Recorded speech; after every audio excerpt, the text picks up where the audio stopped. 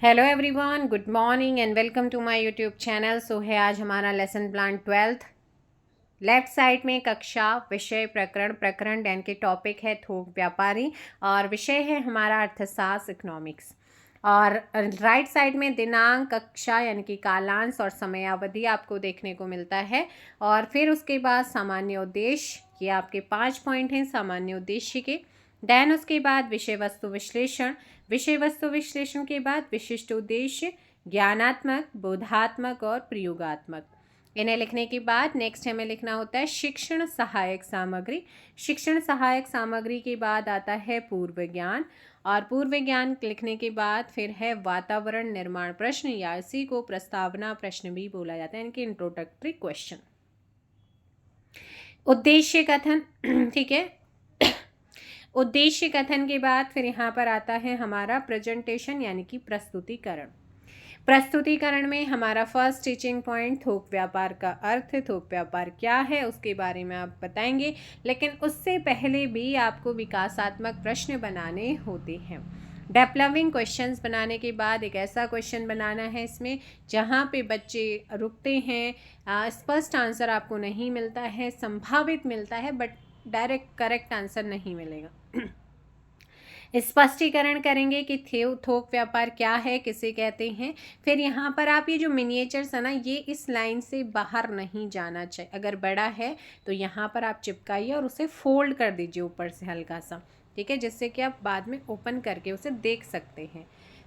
तो ये आपका स्पष्टीकरण हो गया। जैसे ही फर्स्ट टीचिंग स्पष्टीकरण आपका होता है, फिर एक लाइन ड्रॉ करके फिर आप यहाँ पर उससे रिलेटेड क्या करेंगे, क्वेश्चंस आप बनाएंगे, बच्चों से पूछेंगे। देन उसके बाद सेकंड टीचिंग पॉइंट आता है थोक व्यापार के कार्य।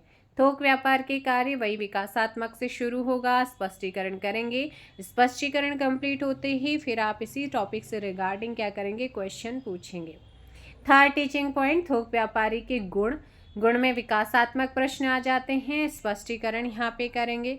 स्पष्टीकरण यहाँ पर आप लोगों का चल ही रहा है और जैसे ही स्पष्टीकरण कंप्लीट हुआ, मूल्यांकन प्रश्न या वास्तविक अधिगम उपलब्धि से रिगार्डिंग आप क्वेश्चन पूछना शुरू कर देंगे। मतलब पूछते हैं जब हम पढ़ाते हैं तो लिखेंगे ना, लिखना होता है ना।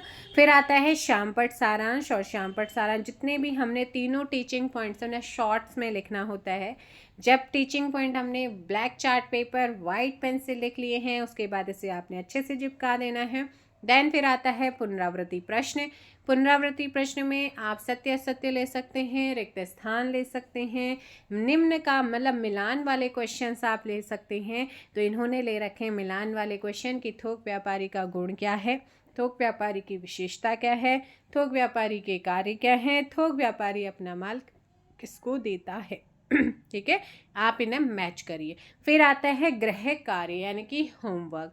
होमवर्क जो भी तीन टीचिंग पॉइंट आपने पढ़ाए हैं उन्हीं से आपको क्वेश्चंस आप दे सकते हैं, होमवर्क में लिखना होता है।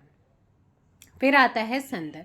जिस भी क्लास का पढ़ा रहे हैं अगर उसमें थोक व्यापारी है तो आप उसी बुक का रेफरेंस यहाँ पे लिख लीजिएगा, ठीक है। सो ये था आप लोगों का लेसन प्लान। मिलेंगे नेक्स्ट वीडियो में। फिलहाल इतना ही। Thank you so much. Bye bye, take care. जय हिंद, जय भारत, जय उत्तराखंड।